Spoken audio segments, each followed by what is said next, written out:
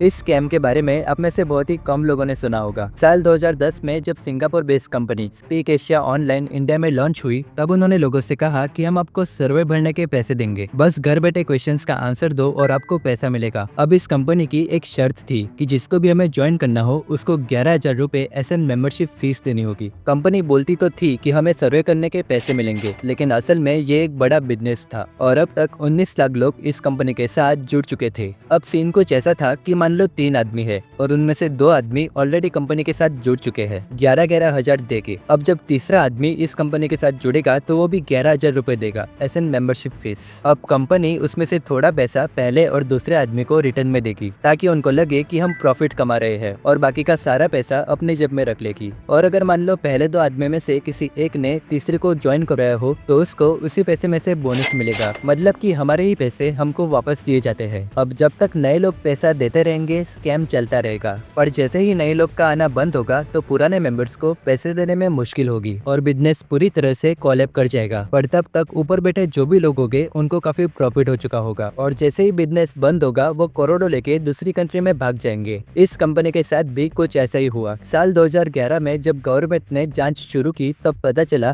कि इस कंपनी के पास रियल सर्विस तो कभी थे ही नहीं। जो पैसा एक से आता वही दूसरे को दिखाकर रिटर्न किया जाता। मई 2011 में स्पीक एशिया ऑनलाइन बंद हो गया और लाखों लोग अपनी लाइफ सेविंग्स को खो बैठे। वैसे तो कुछ मिले नहीं, लेकिन टाइम बर्बाद हो गया।